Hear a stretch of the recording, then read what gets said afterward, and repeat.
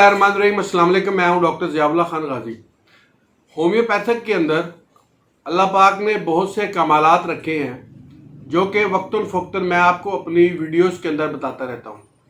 आज हम होम्योपैथिक के अंदर अमराज मैदा के बारे में बात करेंगे कि मैदा के अंदर अगर गैस बहुत ज़्यादा हो, जिसे रिहा भी कहते हैं, री की उसकी वजह से पेट में दर्द भी होता है और तमाम जिस्म के अंदर एक बेचैनी सी भी मरीज़ को अंदर रहती है।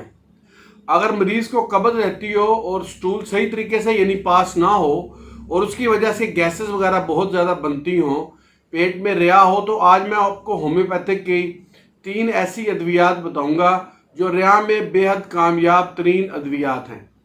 इनके और भी बहुत से फ़वाइद हैं, लेकिन री के हवाले से ख़ास स्पेसिफिक इनकी जो सिम्टम्स हैं वो मैं आपके साथ शेयर करूंगा और इसके साथ मैं आपको बताऊंगा कि इनको किन मौके के ऊपर आप इस्तेमाल कर सकते हैं।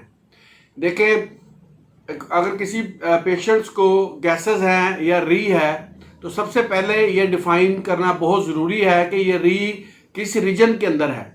अम्बिलिकल रीजन के अंदर है, पूरे स्टमक के अंदर है, या इससे नीचे है, या अम्बिलिकल रीजन से ऊपर की तरफ है। जब आपको पेशेंट आपको अलामात देता है और आप समझते हैं कि इस हिस्से के अंदर री है, तो उसकी ख़ास जो मेडिसिन है आप वही इसको इस्तेमाल करवाएं। 1 या 2 खुराकों से ही उसका ये मसला हल हो सकता है। देखिए, अगर पेशेंट्स को पूरे के पूरे गैस पेट के अंदर हो और उसको अपना पेट फूला हुआ महसूस हो, तो उसकी जो दवाई बनती है वो बनती है चाइना। चाइना के अंदर पूरे का पूरा पेट फूल के तन जाता है री की वजह से, यानी कि पेट बहुत ज़्यादा ढोल की मानद नज़र आता है। अगर ऐसी अलामत हो तो आप चाइना को 30 के अंदर इस्तेमाल करें। इसकी चंद एक खुराकें इस्तेमाल करने से जो पेट की गैस है वो रिलीज़ हो जाती है। चाइना जिस्म के अंदर अगर रुतूबात की बहुत ज़्यादा कमी हो जाए, ज़ाया हो जाए, जिसकी वजह से उसे बहुत ज़्यादा कमज़ोरी हो जाए, तो वहाँ पर बड़ा अच्छा काम करती है। इसके साथ साथ अगर पेट के नीचे वाले हिस्से में यानी कि अम्बिलिकल रीजन से नीचे की तरफ गैसेस वगैरह हों, तो वहाँ पर आप इस होम्योपैथिक की दवा लैकोपोडियम इस्तेमाल करें। लैकोपोडियम पेट के नीचे वाले हिस्से की गैस के लिए बेहतरीन और मुफीद दवाई है। और लैकोपोडियम की एक ख़ास सिम्टम्स ये है कि इसके दर्द या गैस आपको जिस्म के दाईं तरफ महसूस होगी, दाएं हिस्से की तरफ इसका रुझान होता है। ये और भी बहुत सी बीमारियों के अंदर या सिम्टम्स के साथ ज़ाहिर होती है, लेकिन चूंकि आज का टॉपिक जो सिर्फ और सिर्फ गैस है, तो वहाँ पर मैं आपको बताता हूँ कि अगर पेट के नीचे वाले हिस्से में हो तो आप लैकोपोडियम को 30 के अंदर इस्तेमाल करें, ये वहाँ पर बहुत मुफीद है। इसी तरह होम्योपैथिक की तीसरी दवा कार्बोविज बी री के लिए इस्तेमाल होने वाली बेहतरीन दवाई है।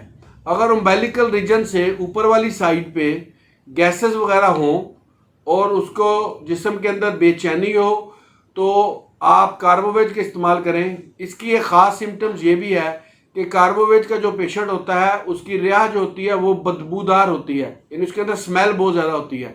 तो कार्बोवेज को आप 30 के अंदर इस्तेमाल करें। ये पेट से ऊपर वाले हिस्से के अंदर अगर गैसेस हों तो उसमें बेहतरीन अपने रिजल्ट देती है। इसका इस्तेमाल करने का तरीका भी वही है कि आपने 5 से 8 कतरे 1 घूंट पानी में सुबह दोपहर शाम लेने हैं। चंद दिन मतवातर इस्तेमाल करें तो ये मसला हल हो सकता है।